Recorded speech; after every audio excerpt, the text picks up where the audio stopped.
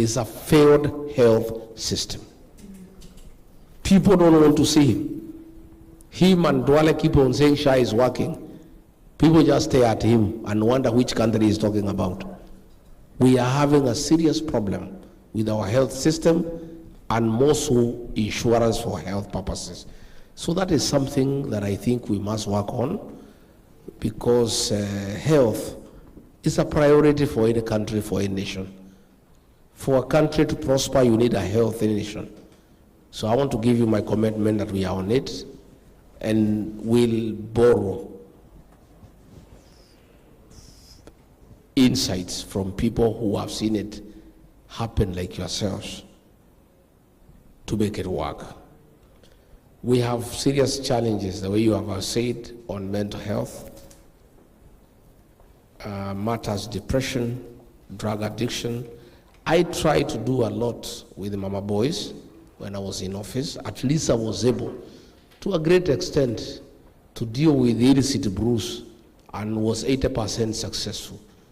You know, people had become sober, and young people had started having families. And I was dealing with prevention. Reverend Dorcas was dealing with addiction, people who are beyond prevention. She had several programs, and she helped many young boys. Unfortunately, when we left office, this alcohol was allowed to come back. The president appointed 2 drug barons into the cabinet, you know them. One from Kiambu, the other one from Coast, you know them. I don't need to tell you their names. These are drug barons.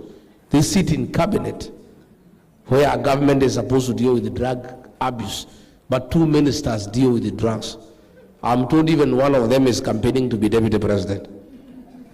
So you can imagine a president who is a thief and a deputy who is a drug baron. What kind of country we would have. So we have a serious problem, but again, we need political goodwill. I foresee a situation where once we form government, we'll discuss with the county governments so that in every level 4 hospital in the country, there is a ward dedicated to rehabilitation of people who are addicted to drugs. You know? Just like the way we are having a wing to deal with accidents for border. You know, because border is an issue. They have too many accidents. Every hospital has created a ward to deal with border accidents. We are saying even now, people addicted to drugs is a serious problem. So we should have a ward.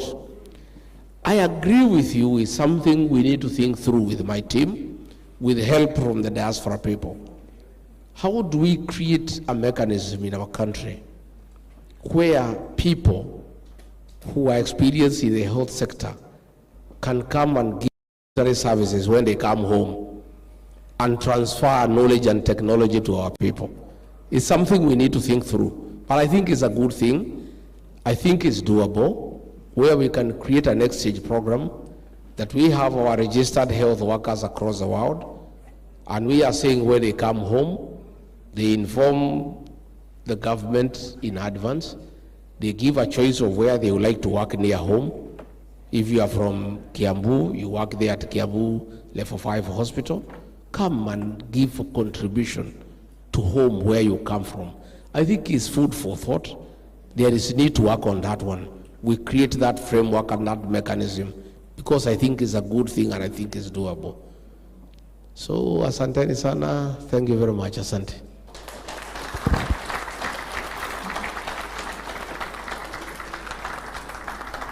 I just want to say a huge thank you to Your Excellency just for engaging with us very openly, transparently, and making a lot of promises and commitments to us.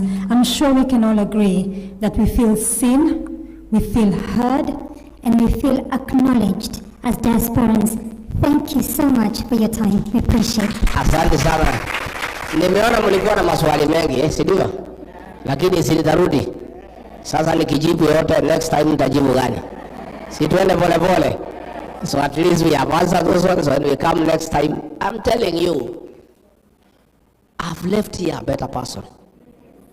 This listening to people is everything about leadership. How will you know these things unless you listen to people?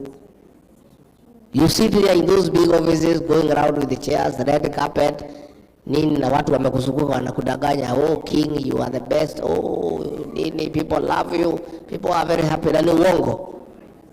But I think when now the issues you have raised here, like that issue of equipment and items for charity and the way to deal with it so that people can be able to harness resources for charitable work is an important thing. That issue of mental health. These are great ideas, and I'm very grateful to those who have contributed. I want to say thank you. I've left here a better person than when I came. And what you have told me, what I have learned, will inform my leadership, and it will make me a better leader. And I think you'll be very happy one day when you hear a policy pronouncement has been made that is directly an answer to what you raised. You feel very happy. You feel very happy, and we'll do it, by the way.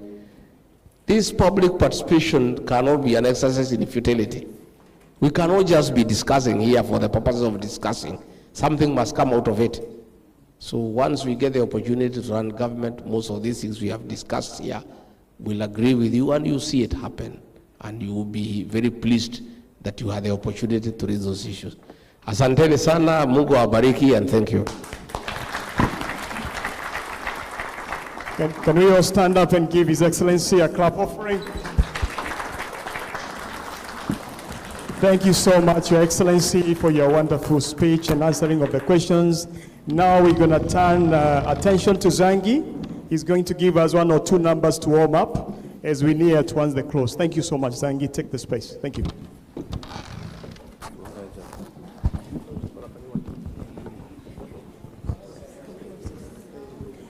Excuse me, before Zangi starts, we have a few cars that need to be moved. I think some people are blocking others. So the first car that needs to be moved is OY59 UNP. The second car is M33 OTE. And the third car is MD16 VXR. And the next one is RK17 EKP. Thank you. Zangi, take the space.